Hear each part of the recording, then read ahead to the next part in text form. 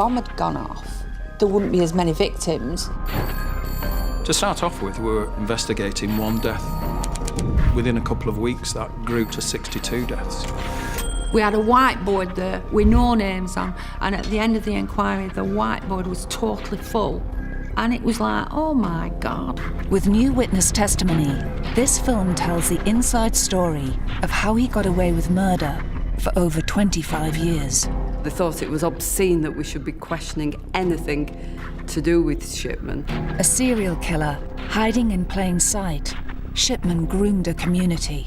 People to this day still think that he was the best doctor ever. And preyed on the most vulnerable. I just thought, oh my goodness, you know, maybe he killed my mum as well. Into a house, rolled the sleeve up, administered morphine, killed her, and you were covering up what you were doing. People do die suddenly, of old age. They just wear out. We expose the scale of Shipman's drug addiction that nearly saw him struck off the medical register. The chairman says he doesn't think he's a danger to the public, so he's not going to strike him off. And a nurse, in her first interview, reveals how his killing spree began as a junior doctor on the hospital wards. One night we had 3 deaths. We just went from room to room and the patient had died. For the first time, detectives at the heart of the case explain the tactics they used to bring the man they called Dr. Death to justice and the emotional toll it had on them. I can remember sat at home one night with the wife and I just broke down in tears. I'm just sick of all this death and destruction.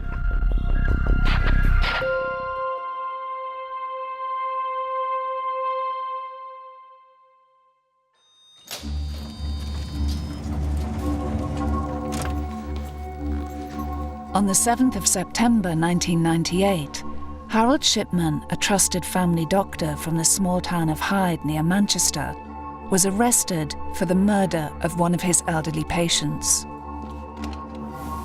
Waiting to interview Shipman were 2 young detectives, John Walker and Mark Denham.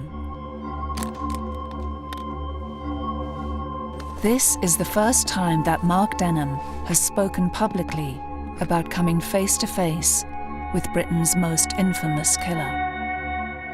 For me at that time it was quite a big thing because I was a fairly young detective. I'd only been a detective less than a couple of years. And to be chosen to do the interviews was, it was great for me. I can picture the room. I can remember where I was sitting and John was at the side and then his legal representative and he was there. The time presently is 1:33 p.m. on Monday the 7th of September 1998.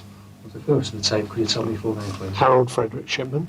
He wasn't a scary person or anything like that. It was just his arrogance sort of pushing me aside a little bit, you know.